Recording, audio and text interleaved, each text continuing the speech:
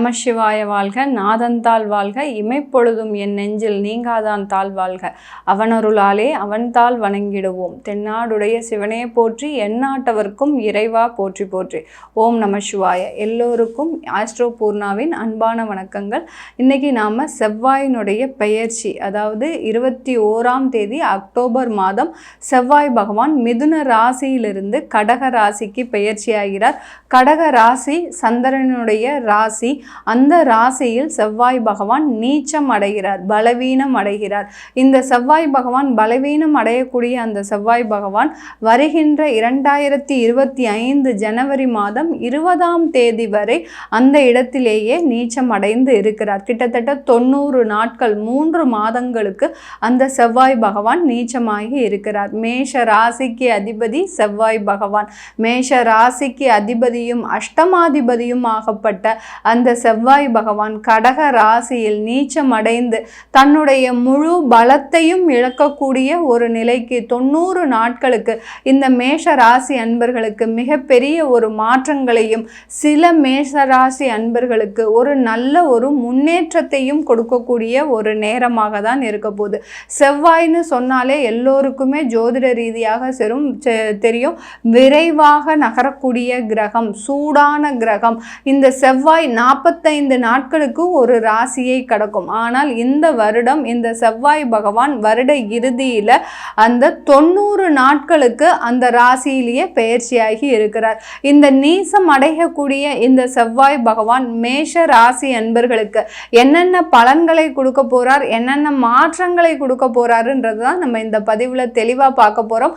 அதே சமயத்தில் இந்த மேஷர், அதாவது செவ்வாய்னு சொன்னாலே எல்லோருக்குமே ஞாபகத்துக்கு வர்றது அந்த முருகப்பெருமானின் தெய்வத்தினுடைய அருள் தான் நமக்கு கிடைக்கணும். யார் யாருக்கெல்லாம் செவ்வாய், யாருக்கு செவ்வாய் ஆதிக்கமாக இருக்கோ, நீச்சமாக இருக்கோ, அடுத்து உச்சம் பெற்றிருக்கு, யாராக இருந்தாலும் சரி, இப்போ எல்லாருமே ஜென்ரலாக என்ன முருகனுடைய வழிபாடை நம்ம ரெகுலராக பண்ண ஆரம்பிச்சிட்டோம். ஏன்னா முருகனுடைய அந்த தெய்வ பலம் அந்த எதிரிகளை அழிப்பதற்கு உண்டான ஒரு தெய்வ பலமாக இருக்கும்.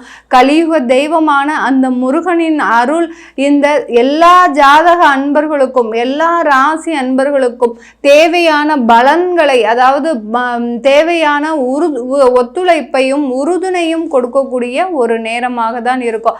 ஆனால் செவ்வாய்ன்ற அந்த முருகன் மாத்திரம் அந்த தெய்வம் கிடையாது. வாராகி, வராக பெருமாள், இப்படி போன்ற தெய்வங்களையும் கலியுக தெய்வங்களையும் நம்ம வழிபட்டு வந்தோம்னா கண்டிப்பாக நமக்கு இருக்கக்கூடிய தோஷங்கள், செவ்வாய் தோஷம், அடுத்து பார்த்திங்கன்னா செவ்வாய் சம்பந்தமான சில வியாதிகள், இதை மாதிரியெல்லாம் இருக்கக்கூடிய ஒரு நேரங்கள் இந்த தெய்வ வழிபாட்டின் மூலமாக நமக்கு நிவர்த்தி அடையும். நம்ம இப்போ இந்த ஒவ்வொரு பதிவிலையும் செவ்வாய் நீச்சமாக இருக்கும்போது நீங்கள் செய்ய வேண்டிய அந்த தெய்வ வழிபாடை இறுதியில் சொல்லியிருப்பேன். அதனால் கடைசி வரைக்கும் ஸ்கிப் பண்ணாமல் பாருங்கள். இந்த சேனலை முதன்முறையாக பார்க்குறீங்கன்னா சப்ஸ்கிரைப் பண்ணிக்கோங்க. பெல் பட்டனில் ஆல் ஆப்ஷன் சூஸ் பண்ணுங்கள். இன்றைக்கி மேஷ ராசி என்பர்களுக்கு ராசி அதிபதி பலவீனம் ஆகிறார். செவ்வாய் பார்த்தீங்கன்னா பாவ கிரகம், அந்த பாவ கிரகம் ஆகப்பட்டது பலவீனம் ஆகிறார். இந்த ராசிக்கு அதிபதியே பலவீனம் ஆகும்போது இந்த மேஷ ராசி அன்பர்களுக்கு இந்த 90 நாட்களில் உங்களுடைய சிந்தனைகள், ராசின்னு சொன்னாலே நான் அதிகமான பதிவுல சொல்லியிருக்கேன், நம்மளுடைய மனம் சார்ந்த சிந்தனைகள், நம்மளுடைய எண்ணம் சார்ந்த சிந்தனைகள், இப்படி நம்மளுடைய மனமாகப்பட்டது எதை நோக்கி பயணிக்கிறது தான் அந்த ராசி சொல்லும்.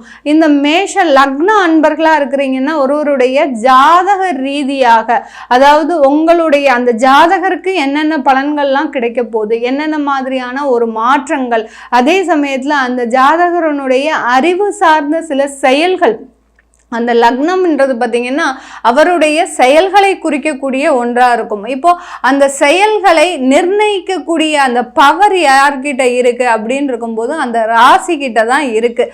அந்த ராசி தான் மனம், மனோகாரகன். சந்திரன் மனோகாரகன்.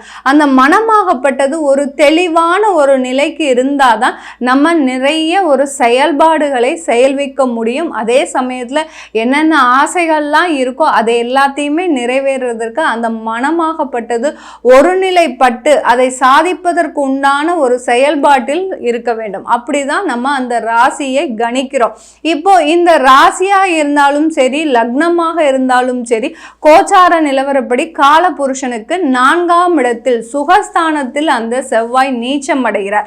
இது மேஷராசி அன்பர்களுக்கு ஒரு பலமான ஒன்றா அப்படின்னு கேட்கும்போது சில மேஷராசி அன்பர்களுக்கு இது ஒரு பலமான ஒன்று தான். ஏன்னா 4ஆம் இடத்துல இந்த மேஷராசி அன்பர்கள் எப்போதுமே நீங்க என்ன பண்ணுவீங்க, ஒரு சொத்துல இன்வெஸ்ட்மெண்ட் பண்றதை நோக்கி எப்போதுமே பயணிச்சுக்கிட்டே இருப்பீங்க. நம்ம இருக்கிற காசை, எவ்வளோ காசு இருந்தாலும் சரி, அந்த காசுல நமக்கு தேவையான அளவை சொத்தை வாங்கி வச்சுக்கணும். இல்லை சில சமயம் சில பேர் என்ன பண்ணுவாங்க, வேற வேலைக்காக பயணிப்பாங்க. அதாவது நம்ம இந்த இடத்துல இருக்கக்கூடாது, வேற இடத்திற்கு பயணிக்கணும் அப்படின்ற மாதிரியான ஒரு தன்னுடைய வாழ்க்கை பயணத்தை வேறொரு அந்த ஒரு எப்போதுமே முதலீடு சம்பந்தமான ஒரு சிந்தனையில் இருக்கக்கூடியவர்கள் நீங்க மேஷராசி என்பர்கள். இப்போ நீங்க வாங்கின சொத்துல ஏற்கனவே கடந்த காலத்துல ஒரு 6 மாதத்திற்கு முன்னாடி ஏதாவது சொத்து வாங்கியிருந்தீங்கன்னா அதுல வில்லங்க பிரச்சனைகள் அதிகமாக இருந்ததுன்னா அது எல்லாமே தீரக்கூடிய ஒரு நேரம். ஏன்னா அங்க செவ்வாய் வலுவிழந்து போயாச்சு. அப்படி இருக்கும்போது சொத்துக்கு சம்பந்தப்பட்ட பிரச்சனைகள் எல்லாமே உங்களுக்கு தீரக்கூடிய ஒரு நேரமாக இருக்கும். சில மேஷராசி அன்பர்களுக்கு இந்த காலகட்டத்துல அதாவது தாயா சம்பந்தமான சில உடல்நல குறைகள் அதிகமாகுவதற்கு 4ஆம் இடம் பார்த்தீங்கன்னா உங்களுக்கு சுகஸ்தானம். அப்படி இருக்கும்போது உடல்நல குறைபாடுகள் வருவதற்கும் இந்த காலகட்டம் ஒரு சாதகமாக இருக்கும். அதனால ஒரு சிறந்த ஒரு மருத்துவ ஆலோசனை பெற்றுக்கிட்டீங்கன்னா இந்த மேஷராசி அன்பர்கள் ஒரு நல்ல ஒரு மாற்றத்தை கொடுக்கக்கூடிய ஒரு மாதமாக தான் இருக்க போகுது இந்த 90 நாட்கள்ல. ஏன்னா அஷ்டமாதிபதி இப்போ செவ்வாய் இந்த மேஷராசி அன்பர்களுக்கு என்னென்ன செய்வார் அப்படின்னு பார்க்கும்போது இவர்களுக்கு ஒரு நல்ல ஒரு மூலதனத்தை கொடுக்கக்கூடிய ஒரு கிரகமாக தான் இருக்கும். அதே சமயத்துல அதிகமான பிரச்சனைகளை கொடுக்கக்கூடிய ஒரு கிரகமும் அந்த செவ்வாயினுடைய கிரகம் தான். இப்படிப்பட்ட இந்த மேஷராசி என்பவர்களுக்கு அவர் பலவீனம் ஆகும்போது அந்த பிரச்சனைகளில் இருந்து குடும்ப வாழ்க்கையில நிறைய பேர் மேஷராசி என்பவர்கள் தன்னுடைய வாழ்க்கை துணையை இழந்து தன்னுடைய வாழ்க்கை துணை தேவையில்லாத தகாத உறவுகள் மூலமாக அடிக்கடி அவமானப்பட்டு அசிங்கப்பட்டு நிற்பதை பார்த்து அந்த குடும்பத்துல நம்ம இருக்கிறதே நமக்கு தேவையில்லாத ஒரு மிகப்பெரிய பிரச்சனையாக இருக்கு அப்படின்னு சொல்லி அதுல அந்த வாழ்க்கை துணையை பிரிவதற்கு உண்டான எல்லா ஏற்பாடுகளும் பண்ணியிருப்பீங்க. அது எல்லாமே இந்த காலகட்டத்துல விவாகரத்து வழக்குகள் எல்லாமே சாதகமாக முடிவதற்கு உண்டான ஒரு நேரமாக தான் இருக்க போது இந்த மேஷ ராசி என்பர்களுக்கு. இந்த மேஷ ராசி என்பர்களுக்கு இந்த காலகட்டத்துல வேலை வாய்ப்பு சம்பந்தமாக வெளிநாடு செல்வதற்கு உண்டான ஒரு நேரம். நீங்க உங்களுடைய சொந்த ஊரிலிருந்து வெளிநாடோ வெளியூரோ செல்வதற்கு உண்டான ஒரு சாதகமான ஒரு நேரமாக தான் இருக்க போகுது. உள்ளூர்ல இருக்கு வேலை பார்த்துட்டு இருக்கிறீங்க அப்படின்னா அந்த வேலை செய்யக்கூடிய இடத்துல சில பாதிப்புகள், சில தேவையில்லாத தடுமாற்றங்கள் வரக்கூடிய ஒரு நேரமாகவும் தான் இருக்கும் இந்த செவ்வாய் பெயர்ச்சி இந்த மேஷ ராசி என்பர்களுக்கு. இது எல்லாமே நம்ம கோச்சார நிலவரப்படி பலன்களை சொல்லியிருக்கிறோம். உங்களுடைய தசாபுத்தி பலன்களில் இந்த செவ்வாயினுடைய சாதக பாதகங்களை நீங்கள் ஆராய்ந்து உங்களுக்கு இந்த 90 நாட்கள் எப்படி இருக்குன்றதை நீங்கள் கேட்டு தெரிஞ்சுக்க விருப்பப்பட்டீங்கன்னா கீழே இருக்கிற நம்பருக்கு வாட்ஸ்அப்பில் அப்பாயின்மெண்ட் வாங்கிக்கிட்டு நீங்கள் என்கிட்ட கன்சல்ட் பண்ணிக்கலாம். உங்களிடமிருந்து விடைபெறுவது உங்கள் ஆஸ்ட்ரோ பூர்ணா. நன்றி, வணக்கம்.